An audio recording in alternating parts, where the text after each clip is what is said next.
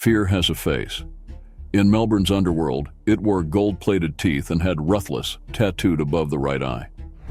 Brent, the Rock Reeker, wasn't your average outlaw biker. He was something entirely different. Standing at 6 feet 2 inches with a muscular build that earned him his nickname, The Rock, Wrecker commanded attention without saying a word. Every inch of his skin told a story, covered in intricate tattoos that would make even the most seasoned bikers take notice. BJ, as he was known to friends, family and the gang crime squad, was a pioneer of the face tat trend emulated by so many today. From teenage club founder to notorious Sphinx president, his path was anything but ordinary. Additionally, information has been received regarding the emergence of a new outlaw motorcycle gang arriving in Western Australia from Canada. This group, named the Rock Machine. But how does a man go from being one of Australia's most feared bikers to taking his own life in a prison cell? The story of Brent Wrecker isn't just another tale of a fallen outlaw. It's a complex narrative of power, brotherhood, and the price of living life on your own terms. Brothers, strap in. This is a story about ambition, violence, redemption, and ultimately, tragedy. A story that proves even the strongest among us aren't invincible. A story that needs to be told.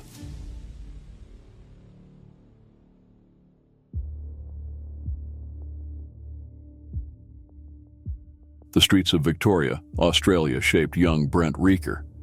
He was just another kid at St. Joseph's, Warragul, and Carringal High, playing football and hanging out with friends. Nothing special, nothing extraordinary. At least not yet. But where others saw just another teenager, Reeker saw opportunity. The rumble of motorcycles and the allure of outlaw culture called to him like a siren song. While his classmates were planning their futures, Reeker was already building his empire. At just 16, young Brent walked into a tattoo parlor and got his first piece. A flower on his left shoulder. Nothing threatening about that, right? But something changed that day. The ink became an addiction, but the real high came from the lifestyle. The parties, the brotherhood, the respect, it all clicked into place. Think about being 17 years old. Most kids that age are worried about dating and driver's licenses. Not Wrecker. He did something unprecedented. Reached out to the Canadian chapter of the Rock Machine MC, proposing to establish their first Australian chapter in Perth. Think about the balls that it takes. Most established bikers wouldn't dare make such a move, let alone a teenager. You know what's even more surprising? They said yes. In December 2009, the Australian authorities officially announced what many thought impossible. Rock Machine had landed in Perth, with a teenage Wrecker at the helm. The gang is called Rock Machine and has its origins in Canada. In the outlaw biker world, territory isn't just about real estate. It's about respect. It's about paying dues and earning your place. Brent skipped all that. He walked right in and planted his flag, consequences be damned. The established clubs, particularly the Rebels MC, saw this as a massive sign of disrespect. How dare this young upstart bring a foreign club to their turf without even asking? But Brent didn't care about the old rules. He was writing his own playbook. And that playbook? It was about to change everything in the Australian biker scene. The question wasn't if blood would flow, it was when. Want to know what happens when you rewrite the rules of the game? Brothers, you're about to find out. Because what came next would shake the Australian biker scene to its very foundation.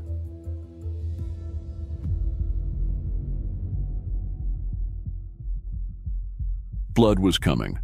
Everyone knew it. When Brent established the Rock Machine's first Australian chapter in Perth, he didn't just step on toes.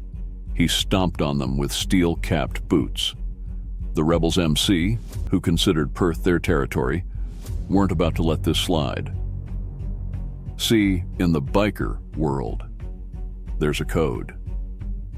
You don't just walk into someone else's backyard and set up shop. But Wrecker? He didn't just walk in, he kicked the door down. By early 2009, the Rock Machine had expanded to New South Wales. They weren't stopping there. A third chapter popped up in the Perth suburb of Myrie. Each new chapter was like a middle finger to the established order. And when Rebels members started patching over to Rock Machine, well, that's when things went from bad to worse. July 10th, 2010. Mark that date. That's when the powder keg finally exploded. A nightclub in Perth became a battlefield when members of both clubs crossed paths, fists flew, bottles shattered, and the war was on. But this wasn't going to be your typical biker brawl.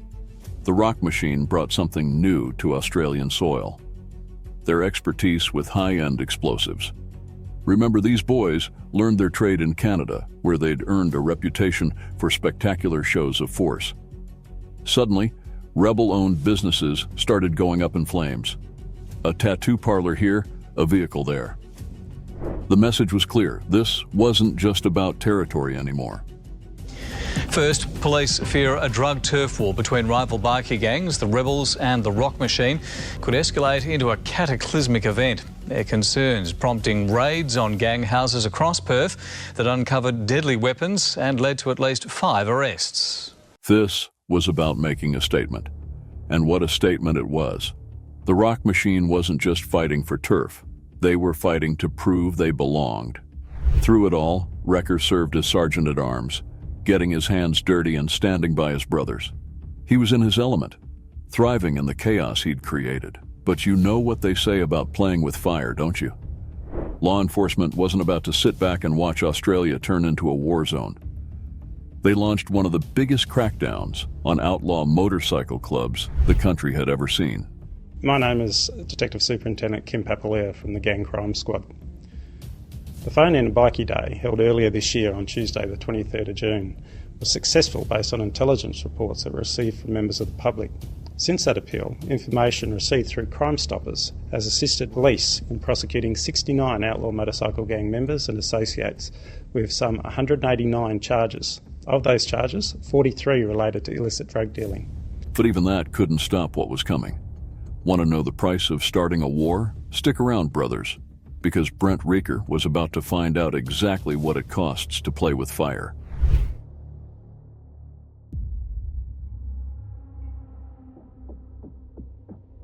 Everything changes. Even the hardest men break. For Brent, the breaking point came in a prison cell on New Year's Eve, 2011. He'd landed himself 3 years behind bars on extortion charges. The story goes he gave 2 wannabes a choice: pay up $22,000 or face the consequences.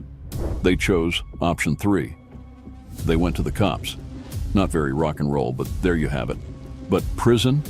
That wasn't what broke him. The real gut punch came with the news about his brother Tyrone. While Brent sat in his cell, his little brother decided to check out early. Suicide on New Year's Eve. How's that for a wake-up call? Ever notice how sometimes it takes losing everything to figure out what matters? When Wrecker got out, he was a changed man. He cut ties with Rock Machine completely. Surprised? Here's what'll really blow your mind. He patched over to the Finks MC. Now, the Finks weren't exactly choir boys. They'd been under law enforcement's microscope since 2001. Their reputation? Let's just say it needed some work. Police say the public shouldn't be surprised by a brutal attack on a Finks bikie associate who was bashed and thrown off a cliff south of Adelaide. Crime Gangs police believe a vicious feud has erupted within the outlaw club. Members of the Finks Motorcycle Club are preparing to converge on Melbourne after roaring through the birthplace of infamous outlaw Ned Kelly. The riot comes as Victorian police warn of a brewing war between bikie gangs. But maybe that's exactly what attracted Wrecker. Here was a club that needed rebuilding, restructuring, redemption. Think about it. Who better to clean up a club's image than a man looking for his own fresh start? By 2014, the Finks were undergoing a complete makeover. They even changed their patch design, trying to shed their jester image for something more serious. But then, in 2015, things became worse. The police targeted the Finks MC and nearly caused them to shut down operations in all of Australia. The police raided about 20 Finks properties and arrested about 17 members of the motorcycle clubs. Each member was slammed with multiple charges including drugs, weapons, extortion, attempts and planning a kidnapping. Almost every charge they could find in the book. But Ricker saw a brighter future for the club. He worked his way up from the bottom. No shortcuts this time. No 17-year-old kid calling Canada for permission. This was about earning respect the old-fashioned way. And earned it he did, eventually rising to become the Finks national president. His mission? Change the way people looked at the club. He shut down rogue chapters in Gippsland and Melbourne. He wanted to build something legitimate, something his brothers could be proud of. Something that wouldn't have the cops pulling them over, expecting to find guns and drugs. But here's the thing about trying to change the game. Not everyone wants to play by new rules. And some people, they don't like change at all.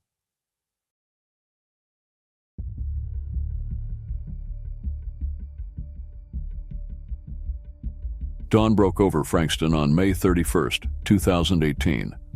Inside his home, Brent Reeker slept peacefully with his wife and 2-week-old son. Peace, however, was about to be shattered, literally. At 4 a.m., the quiet morning exploded into chaos. Someone firebombed Reeker's car and sprayed his house with bullets. The neighbors caught some stray rounds, too. By some miracle, nobody was hurt. Victoria Police have released security vision of the moment a bikie home was sprayed with bullets. The Finks bikie boss, his wife and 2-week-old son were home at the time and were lucky not to have been hurt. Well, this footage is absolutely frightening, and it's made even more concerning by the fact that a newborn baby and 2 other children were caught in the line of fire. The CCTV shows a car explode into flames. A man runs from that vehicle to the driver's seat of a getaway car. Just behind him, another man fires 6 or 7 shots into a house. Now, the target of the attack, police say, was Brent Reeker, the head of the Finks outlaw motorcycle gang. He was home at the time with his wife and their 2-week-old son. Now, horrifyingly, one of the bullets also went into the house next door where 2 adults and 2 children under the age of 4 were sleeping. Miraculously, no one was hurt. This incident happened in Frankston in the southeast suburbs of Melbourne in May last year. But the message? That came through loud and clear. Later, they caught the shooter, a Rebels boss named Matthew Bruce. Funny how old beef never really dies, isn't it? But this wasn't just about club rivalry anymore. This was about a man with a family, a newborn son, caught in the crossfire of his past. Fear does strange things to a man. Even the word ruthless tattooed above your eye doesn't protect you from it. Reeker got himself a gun for protection. Started checking windows, jumping at shadows. The man they called The Rock was cracking. Then came the real trouble. Some guy named Nicholas had posted explicit photos of a woman called Tara Egglestone online. Word was, Reeker gave the order for Finks members to teach Nicholas a lesson.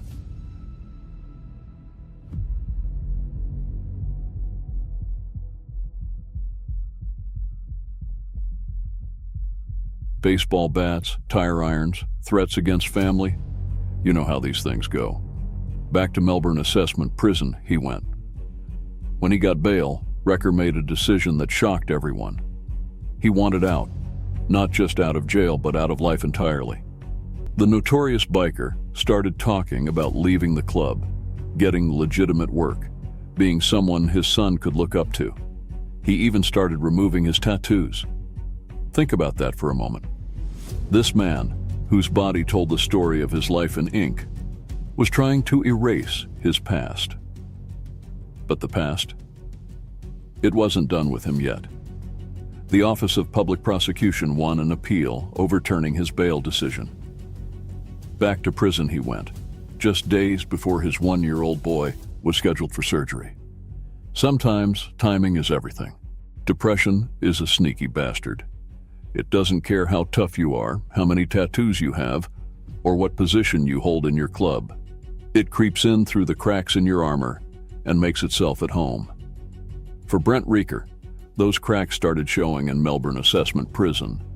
The man who once struck fear into the hearts of his enemies was now struggling just to keep his head above water. Multiple suicide attempts led to his transfer to Ravenhall, Victoria's specialized mental health unit. They say he complained about being bored there, canceled doctor appointments. The staff moved him to a different unit, worried he was influencing other inmates. Turns out they should have been more worried about him influencing himself. December 12, 2019. The guards noticed something odd: toilet paper covering his cell, a mattress blocking the door. When they finally forced their way in, they found him. Brent the Rock. Wrecker had followed his brother's path, hanging himself in his cell. So what do we make of a man like Brent Wrecker, the teenager bold enough to establish an international MC chapter who evolved into a leader trying to legitimize his club, only to end his days alone in a prison cell? Was he a hero, a villain, or just a man caught between two worlds? Maybe the answer lies in the contradictions. The ruthless enforcer who wanted to be a role model for his son, the outlaw trying to go straight. The man covered in tattoos was trying to erase his past. In the end, Reeker's story reminds us that, even in the outlaw world, nothing is black and white. The same man who sparked one of Australia's most violent bike wars also tried to clean up the very culture he helped create. His legacy?